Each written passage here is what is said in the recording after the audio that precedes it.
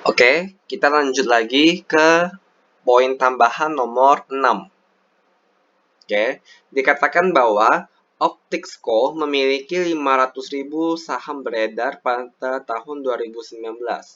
Dan setelah itu di 2019 dia mampu menghasilkan laba bersih sebanyak 163.200 dan membagi dividen tunai sebesar 60 per lembar. Nah, labanya itu 163.200. Kita cari tahu dulu nih, apakah kita perlu mempeduliin soal laba? Nah, setelah kita lihat-lihat, ternyata kepemilikan kita itu 26%. Otomatis laba itu perlu kita jurnal. Nah, ketika kita jurnal, nanti 163.200 dikaliin dengan 26%. Dapatlah 42.432. Kan kalian jurnal nih, share investment pada revenue kan. 42.432.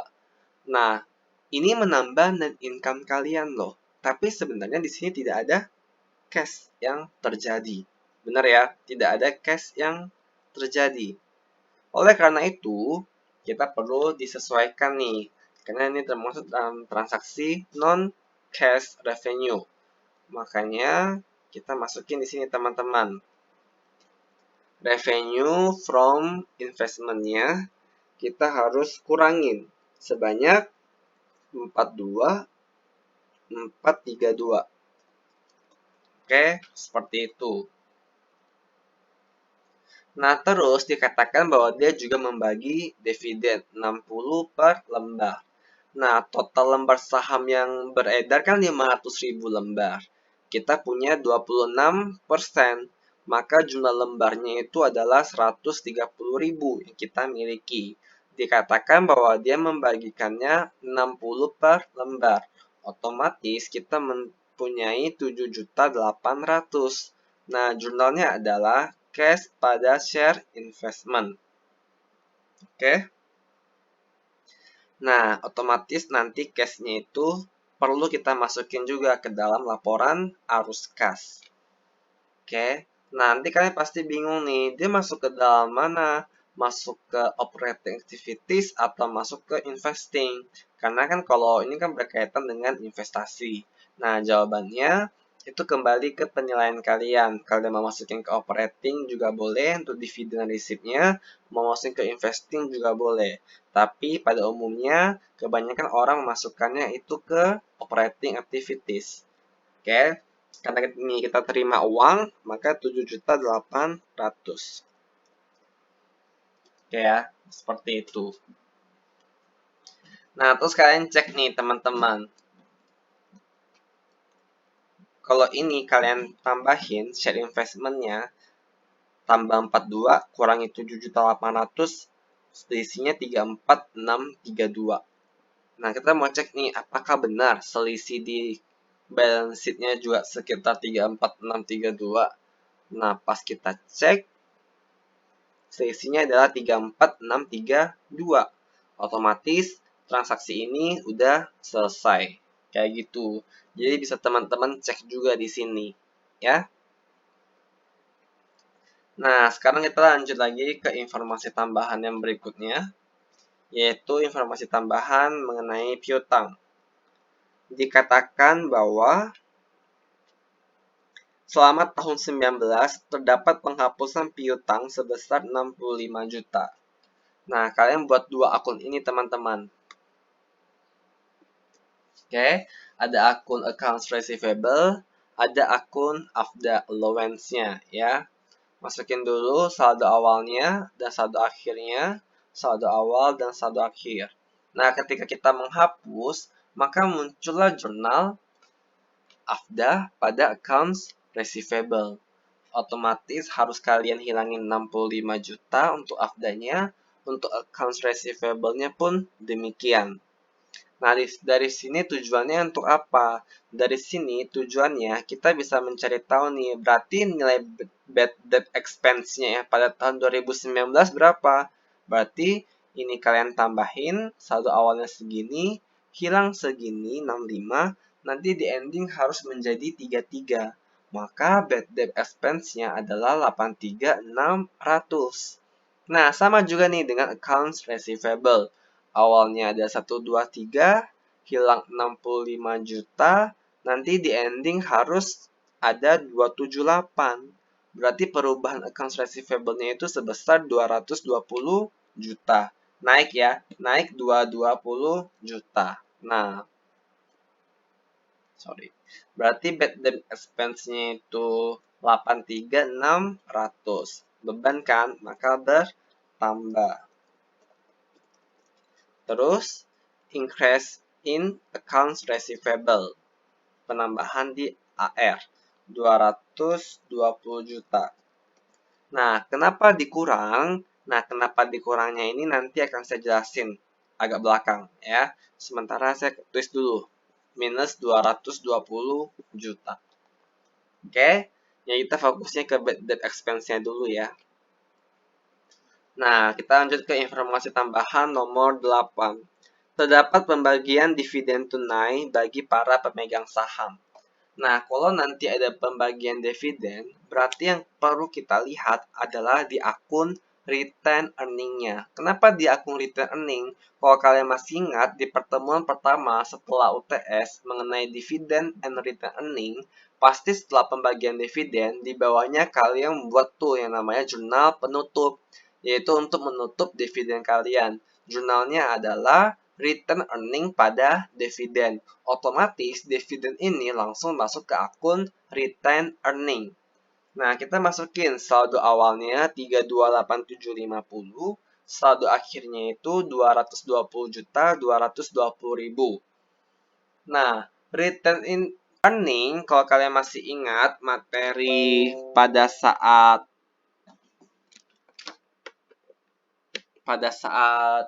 AD1 mungkin ya kalau saya nggak salah. Return earning itu bertambah karena laba, berkurang karena dividen. Saya ulangi, return earning bertambah karena laba, berkurang karena dividen. Oke? Nah, makanya kita masukin dulu nih net income-nya berapa. Yang di soal tadi 225.496.500. Saldo awalnya segini, ditambah laba. Terus saldo akhirnya itu harus menjadi 220 juta ini kan. Berarti ada pengurangan sebesar 334 dong. Nah, pengurangan sebesar 334 ini kita asumsikan sebagai dividen seperti ini. Nah, angka inilah yang dikeluarin atau uang yang dibayarkan kepada pemegang saham. Nah, karena itu dividen tunai, berarti langsung itu berarti semuanya cash semua kan. Maka ada payment of dividend. Payment of dividend-nya berarti sama dengan yang tadi tuh teman-teman, 300 juta tadi. Maka dia harus berkurang sebesar 334 juta. Oke? Nah, kenapa berkurang? Karena kita keluarin uangnya. Nah, sekarang kita lanjut lagi ke informasi tambahan nomor 9. Nah, sorry, nomor 8 tadi kan kenapa kita masukin ke bagian financing? Karena return earning ini termasuk ke dalam bagian ekuitas. Makanya masuk ke return earning. Oke? Nah, oleh karena itu masuk ke financing. Nah, sekarang kita ke treasury share. Informasi tambahan nomor 9 dikatakan perusahaan menjual saham treasury yang dimilikinya sehingga saham beredar perusahaan menjadi 230.000 lembar. Saham treasury ini dijual dengan menerima uang tunai 1.550 per lembar. Nah, kalian teman-teman tinggal buat ini aja. Treasury share, share premium, treasury. Oke, lihat nih. Saldo awalnya 90 juta. Harus jadi 30 juta. Otomatis ada pengurangan 60 juta.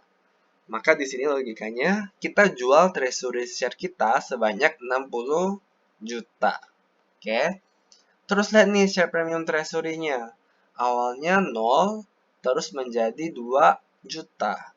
Berarti logikanya pas kita jual ada untung. yaitu untungnya 2 juta. Oke, maka uang yang diterima 62 juta. Seperti itu. Ya. Kenapa saya bisa langsung mengasumsikan seperti ini, padahal di informasi tambahan dikasih tahu kan harganya berapa, yang dijual berapa, dan sebagainya.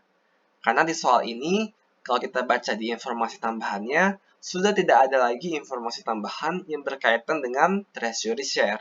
Otomatis kita bisa langsung simpulin penurunan karena penjualan, share premium bertambah juga karena penjualan. Seperti itu. Makanya kita langsung bisa satu proses kalian. Kecuali di soal informasi tambahan nomor 9 treasury share, nomor 10 treasury share juga. Berarti ada kaitannya dong, makanya kita harus cari tahu masing-masingnya. Tapi karena ini tidak ada, kita bisa langsung simpulin seperti ini. Oke? Nah, maka kita terima cash dari penjualan treasury share. Sale of treasury share, penambahan cash 62 juta. Oke? Nah, sekarang kita lanjut lagi ke informasi tambahan nomor 10. Perusahaan melakukan penembusan obligasi dengan rate 102. Nah, saldo awal bonds payable-nya 450, terus saldo akhirnya menjadi 300 juta. Dikatakan bahwa kalian menjual sebanyak sepertiganya. Maka 450 dibagi 3 dapat 150 juta. Pas ya, 450 kurangi 150 jadi 300. Maka dapat kita simpulin, transaksi bonds payable itu hanya ada transaksi penembusan aja. Nah, berarti bonds yang hilang adalah 150 juta. Terus, loss-nya berapa? Loss-nya diinformasikan di soal atau di income statement bahwa loss-nya 3 juta. Otomatis uang yang kalian keluarin berapa? 153 juta. Nah, kan dia ada bilang tuh rate-nya 102. Kalian bisa buktiin 150 kali 102 dapat 153 juta. Pas ya? Maka itu cash-nya yang kalian bayar untuk hutang. Ada loss, ada cash. Kita masukin ke cash flow. Redemption of bonds. Kita keluarin uang 153 juta. Terus di soal juga dibilang loss on redemption-nya kita tambahin 3 juta. Oke ya, karena loss maka kita tambahkan. Nah, untuk informasi tambahan sudah selesai nih sampai di sini. Nah, saya mau jelasin dulu nih teman-teman yang nomor poin 11. Jika pada current asset meningkat, maka nanti di cash flow harus dikurang. Jika pada current asset dia turun, perubahannya ya, maka nanti pada cash flow harus ditambah. Kalau current liability itu kebalikannya. Jika dia meningkat, kita tambah. Jika dia menurun, maka kita kurang. Bagaimana sih logikanya? Nih, saya jelasin terpisah. Misalnya kalian punya inventory. Oke, kalian ada inventory nih. 2018, 2019. 10 juta naik jadi 20 juta. Nah, ini kira-kira menurut kalian bisa naik karena apa? Paling gampang, bisa naik karena ada pembelian. Benar? Pas kalian beli, ini kan selisihnya kan 10 nih. Pas kalian beli, berarti jurnalnya apa? Inventory debit, cash, kredit kan? Kayak gitu. Nah, posisi cash kalian itu di sebelah kredit, teman-teman. Oke? Makanya nanti ketika aset kalian lancar kalian tambah, cash kalian harus berkurang. Maka nanti pas cash flow, kalau ada peningkatan, harus kita kurangin sebesar peningkatan tersebut. Nah, contohnya lagi, kalian bilang misalnya, oh, saya belinya pakai hutang kok. Nah, kalau misalnya pada hutang,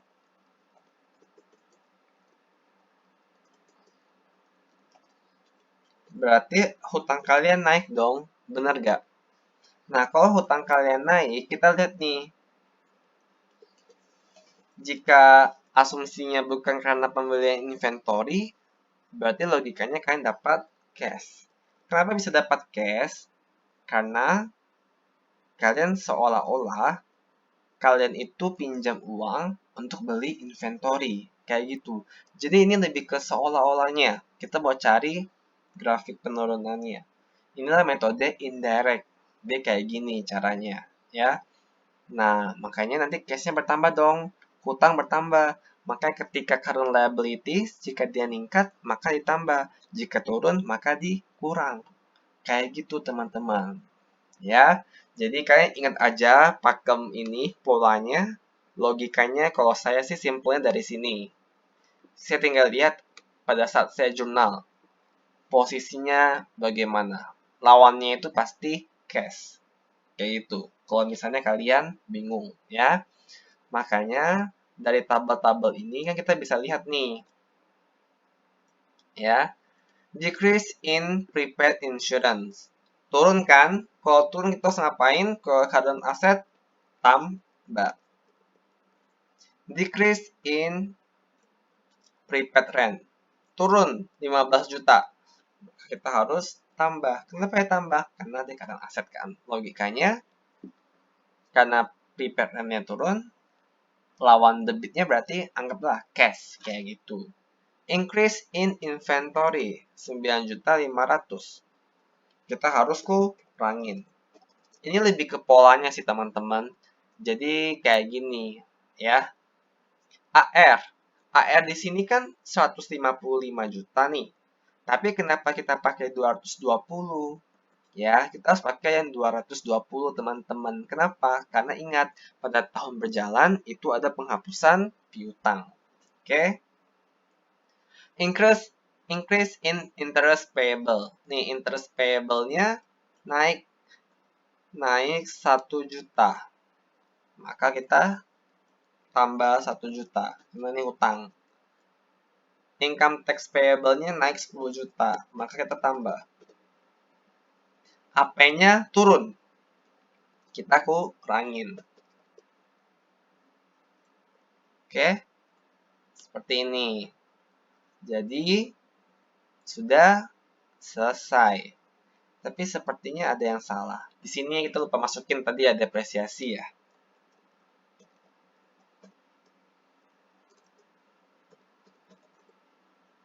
Nah, depresiasinya, sorry, saya cek jawabannya dulu ya. Oke, udah benar. Depresiasinya jadi 107.950. Sorry ya, harusnya tadi kan sini ada 3550 nih teman-teman. Kita harus masukin juga ke depreciation expense seperti yang sebelum-sebelumnya ya. Makanya di sini ditambah 3.550.000. Nah, kalian lihat nih teman-teman hasil akhirnya dia positif atau negatif. Dia hasilnya adalah positif. Maka keterangan di sini adalah net cash provided. Kalau nanti misalnya di sini hasilnya negatif, maka nanti keterangannya net cash used by operating activities. Karena dia positif, maka net cash provided by operating activities. Seperti itu. Ini artinya cash flow operating activities-nya sudah selesai. Nah, kita bisa tandain nih, udah selesai. Ya. Mana lagi operating? Ini juga udah selesai. Kenapa salaries and wages yang kita nggak masukin? Karena dia tidak ada perubahan. Oke. Nah, sekarang cash flow from investing. Ini juga udah selesai. Ya, karena hasilnya positif, maka net cash provided by investing activities. Nah, sekarang kita lanjut nih teman-teman ke cash flow from financing activities. Nah, dividennya udah selesai nih. Retained earning kan berarti kan. Terus treasury share-nya juga udah selesai. Oke. Terus bonds payable juga tadi udah selesai kan. Dia pas nih turun 150 juta. Nah, yang belum selesai ini teman-teman. Share capital preference. Nah, share capital preference kan tadi kan tidak ada informasi di soal nih. Dia kenapa? Benar nggak? Tapi ada perubahan. Oleh karena itu, kita bisa asumsikan perubahan tersebut karena dia naik, artinya kita menerbitkan preference share. Oke, kita menaikkan atau kita menerbitkan. Nah, kayak gini. Angka-angkanya dari mana? 80 juta sama 30.800. Itu angkanya dari selisihnya. Sini ada 80 juta sama 30.800 kan. Nah, logikanya karena dia meningkat, berarti kita ada menerbitkan saham preference. Dengan harga jualnya berapa? 110.800. Masukin nih sini 110.800. Oke. Seperti itu aja. Berarti share capital preference-nya juga sudah selesai. Oke ya. Nah, tinggal dua lagi nih, yaitu yang share capital ordinary. Kenapa kita masih belum bisa selesaikan? Karena teman-teman, kalau teman-teman tadi ingat, kita kan ada beli tanah pakai share capital kan. Cuma pas pembelian tanah itu kita hanya terbitin 42550 aja. Dan share premiumnya itu 2.300.000. Masih belum cukup nih sampai saldo akhir. Oke, ini kan tadi diketahui. Ini kan juga diketahui kan. Nah, dia masih belum cukup sampai saldo akhir. Oleh karena itu masih ada kekurangan penambahan. Nah, karena tidak ada informasi tambahan lagi, maka penambahan ini kita asumsikan kita menerbitkan saham untuk mendapatkan uang. Maka muncullah jurnal seperti ini. Oke? Nah, masukin nih 56.700-nya sebagai issuance of ordinary shares. 56.700. Kita tambah cash ya, kayak itu. Maka ini sudah selesai. Jadi pas kalian bekerja yang soal cash flow, itu perlu banget namanya ketelitian. Perlu banget namanya kehati-hatian dalam mengerjainnya. Ya. Nah, dengan demikian, ini udah selesai.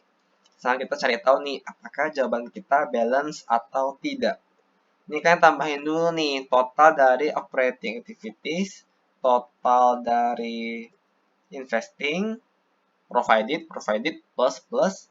Ini kan minus kan, makanya use ya. Terus tambahin. Dapat 118.648. Cek nih teman-teman. Selisihnya cash bener gak? 118.648. Setelah dicek, ada jawabannya benar. Ya, maka bisa dikatain jawaban kita sudah benar cash flow-nya, sudah balance. Ya, 2348. Nah, kadang tuh mahasiswa tuh sangat susah nih untuk membalancekannya. Ya, susah untuk balance-nya. Karena memang banyak sekali informasi yang disembunyi-sembunyiin. Jadi kalian harus baca dengan cermat, baca dengan teliti. Nah, kalian buat notes transaksi pembelian tanah yang diterbitkan dengan saham. Karena tadi kan tidak ada uangnya kan. Berapa nilainya yang penerbitan saham?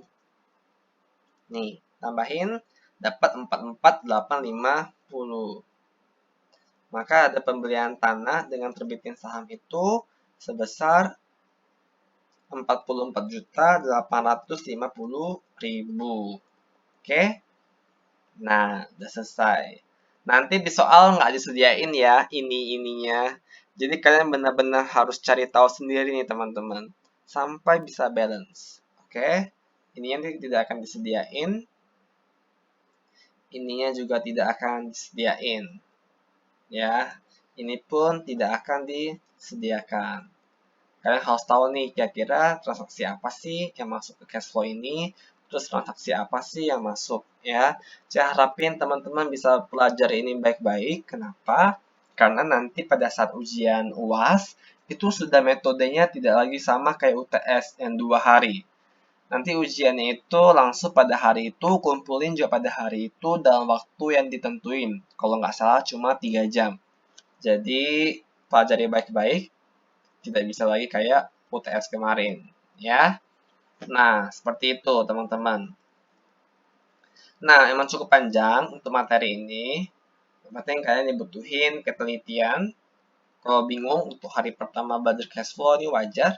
Nanti kita akan coba lagi di soal-soal yang berikutnya. Ya, demikian. Terima kasih yang sudah mendengarkan video ini. Thank you.